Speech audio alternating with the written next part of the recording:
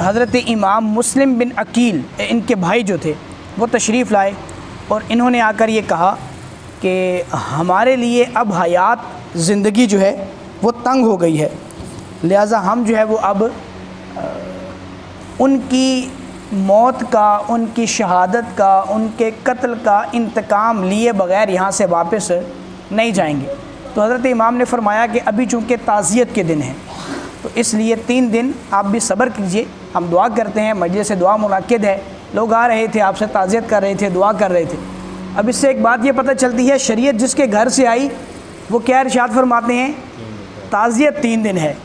تو جو بدبخت آج بھی میرے امام کا تعزیہ نکالتے ہیں، حیا کرو، امام تو 3 دن کا فرما رہے ہیں، تم اس زمانے میں کس کی تعزیت کرتے ہو جاہلو؟ تم اس زمانے میں کس کا 40واں مناتے ہو جاہلو؟ شرم آنی چاہیے۔ جس گھر سے شریعت آئی اس گھر کا مالک جب یہ کہتا ہے کہ تعزیت صرف 3 دن ہے، سوگ صرف 3 دن ہے، اور وہ بھی فوت شدہ کا، میرے امام تو شہید ہیں، شہید تو زندہ ہوتا ہے، لیکن چلو پھر بھی ظاہر ہے دنیا سے گئے، پردہ تو کیا۔ حضرت امام مسلم بن عقیل نے بھی شہادت ہی پائی تھی، تو انہوں نے شہادت پر بھی 3 دن ہی سوگ منایا، 3 دن سے آگے سوگ کا کہیں بھی نہیں لکھا، نہ کسی حدیث میں ہے، اس لیے 3 دن سے زائد یہ ہم بھی جو 40 دن بیٹھے رہتے ہیں نا مجلس تعزیت منعقد کر کے، ان کو بھی اس بات پر غور و فکر کرنا چاہیے کہ مجلس تعزیت 3 دن سے زائد نہیں ہے۔ یہ ہر نئی آنے والی عید پر، چونکہ یہ مسئلہ آیا تو میں یہ بھی عرض کر دوں، ہر فوت شدہ کے بعد جو پہلی عید آتی ہے تو اس میں بھی غم اور سوگ کا ماتم کرنے کے لیے لوگ اس گھر میں اکٹھے ہو جاتے ہیں، اسپیشلی ہمارے گاؤں دیہاتوں میں یہ بہت زیادہ ہوتا ہے۔ تو اس بات کا بالکل خیال رکھیں، اسلام کے کسی رکن میں، اسلام کی کسی دلیل میں یہ بات نہیں ہے کہ ہر پہلی عید پر جناب آپ صفِ ماتم بچھا دیں اور وہی بین کا معاملہ کریں، روئے پیٹیں چلائیں اور بین کریں اور چہروں پر تھپڑ ماریں۔ اس کی اسلام میں قطعاً نہ گنجائش ہے، نہ اس کی اجازت ہے۔ بہرحال امام نے 3 دن جو ہے وہ مجلس تعزیت منعقد کی، 3 دن کے بعد پھر آپ نے مجلس مشاورت منعقد کی۔ سب لوگ جو وہاں پر موجود بڑے بڑے حضرات تھے، صاحب مشاورت تھے، وہ تشریف لائے امام کے خیمے میں۔ امام نے پھر مشورہ کیا کہ اب کیا کریں۔ اب یہ مشورہ ہو رہا تھا تو چونکہ معاملہ تو تھا ایسا، چونکہ آپ یوں سمجھے کہ تھے تو حالت جنگ میں ہی، تو امام نے اپنے ان احباب کی سیکیورٹی کے لیے چند احباب کو دور دور منعقد کیا ہوا تھا کہ کچھ 1-2 فرلانگ کے 3 فرلانگ کے فاصلے پر کہ آپ لوگ وہاں پر اکٹھے ہو جائیں، اور مطلب جگہ جگہ پر نا وہ گارڈز کھڑے کیے ہوئے تھے کہ اگر کوئی آتا لشکر آپ کو نظر آئے تو اس کی ہمیں اطلاع دیں۔ تو ابھی یہ مجلس مشاورت منعقد تھی کہ 2 سپاہی، 2 گارڈ، 2 سیکورٹی گارڈ جو ہے وہ بھاگتے بھاگتے امام کے خیمے میں پہنچے اور آ کر کہنے لگے کہ حضور ہم دیکھتے ہیں کہ ہمیں ایسا لگتا ہے، ہم چونکہ اونچے ٹیلے پہ تھے، ہم نے محسوس کیا کہ کوئی فوج جو ہے وہ ہمارا گھیراؤ کر رہی ہے، اور یہ فلاں جو یہ والی جگہ ہے یہاں سے بہت بڑے بڑے مٹی کے بادل اوپر آسمان کی طرف اٹھ رہے ہیں، لگتا ہے کہ کوئی بہت بڑا لشکر جو ہے وہ اس طرف آ رہا ہے۔ امام نے فوراً اپنی صفیں درست فرمائیں، حالت جنگ کے لیے جو صفیں بنائی جاتی ہیں آپ نے صفیں بنا لی، اور لوگوں کو کہا کہ آپ جو ہے وہ بالکل تیار ہو جائیں، چونکہ آپ ابھی مکے سے 2 3 4 یا 5 منزل زبالہ نامی ایک قبیلہ تھا، وہاں پر آپ تشریف فرما تھے، تو اسی جگہ سرائے بھی تھی، وہیں آپ ابھی قیام گاہ تھی۔ تو ان نے جب اپنی صفیں ترتیب دے لیں تو اتنے میں وہ قافلہ جو تھا وہ بالکل حضرت امام کے قریب پہنچ گیا۔ حضرت امام نے حضرت عباس اور ان کے ساتھ 2 نوجوانوں کو بھیجا کہ جاؤ اس لشکر کے سپہ سالار سے بات کرو، پوچھو کس مقصد سے آئے ہیں۔ تو وہ جب وہاں پر پہنچے انہوں نے کہا جی ہمارا کوئی مقصد نہیں ہے، ہم تو صرف آپ کی حفاظت کے لیے آئے ہیں، آپ کو حفاظتی تحویل میں لینے کے لیے آئے ہیں کہ کوئی آپ کو نقصان نہ پہنچائے، ہم تو اس مقصد سے آئے ہیں۔ تو وہ اس نوجوان کو حضرت امام کی بارگاہ میں پیش کیا گیا۔ امام نے پوچھا بھائی تم کون ہو؟ اس نے کہا میں حر بن یزید ہوں۔ حر بن یزید، یہ وہ یزید نہیں جو یہ بدبخت ہے، اس کا بیٹا نہیں، یہ یزید رہائی تھا، اس کا یہ بیٹا تھا حر۔ انہوں نے کہا جی مجھے تو یہ حکم ملا ہے، چونکہ میں جا رہا تھا دیلم کی طرف۔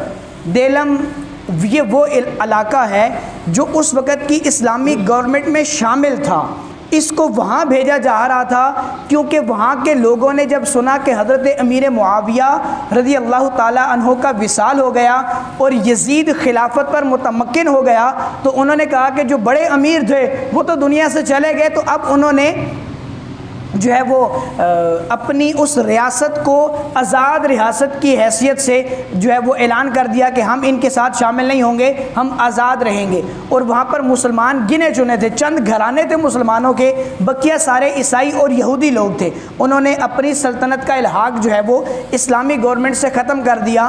تو اس وقت کے لوگوں نے، جو اس وقت کی گورنمنٹ تھی، انہوں نے اس لشکر کو اور اس کے پیچھے چند اور لشکروں کو روانہ کرنا تھا، اس کو جو بغاوت ہوئی تھی اس بغاوت کو سر کرنے کے لیے۔ لیکن کیا ہوا کہ راستے میں یزید کا خط اس کو ملا، حر بن یزید کو، کہ تم جو ہے وہ اس طرف بعد میں جانا۔ ہائے وائے بد نصیبی، کافروں کو چھوڑ کے مسلمانوں کی طرف لشکر بھیج رہا ہے۔ آپ یہ جس قدر یزید کی پیروی کرنے والے ہیں نا، یہ امام البغیرت فضل احمد چشتی اور المعروف برکے والی سرکار ملا عبدالعزیز لال مسجد والا، ان دونوں کو یہ بات دنیا پوری میں چیلنج کے ساتھ ہے کہ یہ اس بات کا اظہار کریں کہ یزید نے اپنی 4 سالہ گورنمنٹ میں، یہ بہت زیادہ اس کی تعریفیں کرتے ہیں نا، بڑی اس سے محبت کرتے ہیں۔ آپ مجھے بتائیے کہ 1 انچ بھی زمین انہوں نے اسلامی گورنمنٹ میں شامل کی ہو؟ حضرت امیر معاویہ تک جتنی زمین اسلامی گورنمنٹ میں شامل ہوئی تھی، اس کے بعد 1 انچ بھی زمین یہ اسلامی گورنمنٹ میں شامل نہیں کر سکے اسلامی جہاد کے ذریعے۔ انہوں نے تو ساری زندگی مسلمانوں کا پٹھا گول کیا ہے، ہمارے امام جیسے معزز شخصیت کو انہوں نے شہید کیا، پھر مکے میں جو طوفان بدتمیزی انہوں نے کیا، مدینے میں آ کر کیا۔ کیا یہ مکہ اور مدینہ اس بات کے لیے رہ گئے تھے کہ یہاں جنگیں کی جائیں؟ یہ اس قسم کا، یہ بدتمیز قسم کا یہ امام تھا، یہ ان لوگوں کا، یہ جو اس کو بہت زیادہ اس کی پیروی کرتے ہیں نا، یہ ان لوگوں کا امام ہو سکتا ہے، مسلمانوں کا امیر نہیں ہو سکتا۔ اسی لیے امام نے اس کے خلاف جو ہے وہ علم بلند کیا کہ ہم اس کی پیروی ہرگز نہیں کریں گے۔ اور پھر اس کے بعد کیا ہوا کہ اب اس حر بن یزید نے جب حضرت امام سے ملاقات کی تو حضرت امام نے جو ہے وہ اس سے پوچھا کہ کس مقصد سے آئے ہو؟ اس نے کہا جی میں صرف آپ کو حفاظتی تحویل میں لینے کے لیے آیا ہوں۔ تو حضرت امام نے کہا کہ چلو ٹھیک ہے، آپ کو اگر کوئی ایسا مسئلہ نہیں ہے تو ہمیں بھی آپ سے کوئی مسئلہ نہیں ہے، آپ آئیں ضرور رہیں۔ آپ نے فوراً جو ہے وہ اپنے مصاحبین کو کہا کہ ان آنے والے مہمانوں کے لیے فوراً چارہ پانی تیار کرو، ان کے جانوروں کو چارہ دو، ان لوگوں کو پانی پلاؤ، ان کو کھانا پیش کرو۔ اس 1000 کے لشکر کے لیے اس 72 کے لشکر نے کھانا تیار کیا۔ آپ سوچ سکتے ہیں کس قدر میزبان ہیں آل رسول کے گھرانے والے، کس قدر جناب وہ ہمت اور حوصلے والے ہیں کہ جن کو پتہ ہے کہ یہ اس گورنمنٹ کے لوگ ہیں کہ جو گورنمنٹ ہمارے ساتھ اچھا سلوک نہیں کر رہی، پھر بھی میرے امام نے بڑھ کر ان کی میزبانی کی، ان کے جانوروں کو کھانا دیا، ان کے جانوروں کو پانی دیا، ان لوگوں کو کھانا پانی دیا، اور پھر پوچھا کہ بھائی نماز اپنی الگ پڑھو گے یا ہمارے ساتھ پڑھو گے؟ حضرت حر بن یزید نے کہا کہ ہم تو آپ کے ساتھ نماز پڑھیں گے، ہم تو آپ کے ماننے والے ہیں، آپ سے محبت کرنے والے ہیں، چونکہ ہوں میری مجبوری ہے، گورنمنٹ میں ہوں اور گورنمنٹ کا ایک سپاہی ہوں، سپہ سالار ہوں، گورنمنٹ کا جو حکم ہے وہ میں پورا کر رہا ہوں، لیکن میں آپ کو حفاظتی تحویل میں لے رہا ہوں۔ مجھے حکم ہوا ہے کہ آپ کو لے کر بحفاظت عراق میں پہنچایا جائے، تو میں آپ کو عراق لے کر جاؤں گا۔ عراق کے گورنر سے آپ کی جو بات چیت ہوگی میں اس میں کوشش کروں گا کہ آپ کی کوئی اچھی ان سے بات چیت ہو جائے، کوئی ڈیل ہو جائے۔ تو حضرت امام نے کہا کہ خوش آمدید، آپ آئیے ہمارے ہاں قیام کیجئے۔ ایک دن وہاں پر وہ ٹھہرے رہے، پھر یہاں سے آپ نے آگے رخت سفر باندھا۔ اس رستے میں جا بجا جتنی بھی نمازیں آئیں، ہر نماز کی امامت میرے امام نے فرمائی۔ سب لوگوں نے، اس حر بن یزید کے جتنے 1000 لشکری تھے وہ بھی، اور بقیہ جو صاحبان عقیدت میرے امام کے ساتھ تھے، وہ سب کے سب حضرت امام کی اقتداء میں نمازیں پڑھتے رہے۔ رستے میں بہت سارے لوگوں نے اکتساب فیض حاصل کیا۔ کیسے؟ جیسے میں نے کچھ دن پہلے بھی عرض کیا تھا کہ رستے میں آنے والے جتنے لوگ تھے وہ ان سے شریعت کے مسائل پوچھتے رہے، جس کے پانی کا مسئلہ تھا وہ اپنے پانی کا مسئلہ حل کرواتا رہا، جس کو جو بھی مسائل تھے، جس طرح کی بھی پریشانیاں تھیں، کوئی دم کروانے کے لیے آ جاتا، کوئی جناب کس کے لیے، کوئی کس کے لیے، مختلف اس کوفہ کے راستے میں، سارے راستے میں آپ نے لوگوں کو فیض بانٹا، ہر طرح کا فیض بانٹا، جو بھی مراد لے کر کر آیا. یہ تاریخوں میں چونکہ بہت لمبا یہ واقعہ ہے, اگر اس کو ہم بیان کرنے جائیں گے تو محرم پورا گزر جائے گا. بہت سارے لوگ جو ہے وہ امام کے ساتھ اس راستے میں فیضیاب ہوئے, اور میرے امام نے کھلے دل کے ساتھ ہر کسی کی مدد فرمائی. یہ نہ کہا کہ میں کچھ نہیں دے سکتا, امام نے کہا میں سب کچھ دے سکتا ہوں, اور سب کچھ دیا بھی. اور پھر جو آج پانی کے لیے رٹ لگاتے ہیں نا جی, پانی کا مسئلہ, پانی کا مسئلہ, میرے امام نے راستے میں کئی ایسے سوکھے کنویں تھے جس میں اپنے وضو کا غسالہ ڈالا اور وہ پانی جو ہے وہ چھما چھم کنویں میں بھر گیا. اس لیے پانی کا رونا میرے امام کے لیے نہ رو, یہ پانی کوئی حیثیت نہیں رکھتا میرے امام کے سامنے. پھر امام جو ہے وہ یہاں سے چلے, ایک منزل پر رہ گیا, یعنی اتنا رہ گیا کہ ابھی صبح کے ٹائم, رات چونکہ ہو گئی, صبح کے ٹائم تھوڑا سا سفر کریں گے تو عراق میں داخل ہو جائیں گے. تو اس وقت رات کو پیغام پہنچا یزید کا کہ ان کو یہاں سے باحفاظت جو ہے وہ اس طرف کو رخ موڑا جائے اور ان کو وادی فرات کے کنارے پہنچایا جائے. وادی فرات وہی جس کو ہم کربلا کے نام سے یاد کرتے ہیں, اس وادی کی طرف لے جانے کا حکم ہوا. حر نے صبح کہا حضور ہمیں جانا تو اس طرف تھا, لیکن ابھی گورنمنٹ کا حکم آیا ہے کہ ہم نے دوسری رخ پر سفر کرنا ہے. امام نے فرمایا کہ ٹھیک ہے میں تمہارے ساتھ ہوں, جدھر چلو. اب وہ اس طرف چلے. اب جب وہاں پر پہنچے تو امام نے دیکھا کہ سامنے ایک نہر بہ رہی ہے. یہ جو میدان ہے یہ اونچا نیچا ٹیلوں کا میدان ہے. امام نے پیچھے نگاہ دوڑائی تو پیچھے ریت کے بہت بڑے بڑے ٹیلے دیکھے. ایک ٹیلا اس میں اتنا بلند تھا کہ اگر 3 اونٹوں کو اوپر نیچے کھڑا کیا جائے تو پھر بھی وہ ٹیلا ان اونٹوں کے قد سے بلندی اختیار کرتا تھا, اور اس کے آس پاس کھجوروں کا جھنڈ تھا, اور اس ٹیلے کے بالکل نیچے ایک خاص قسم کی بوٹی کا پورا ایک جنگل آباد تھا. میرے امام نے جب یہ ساری چیزیں ملاحظہ فرمائیں تو آپ نے فرمایا صدق جدی, میرے محبوب نے, میرے جد نے, میرے نانا نے سچ فرمایا.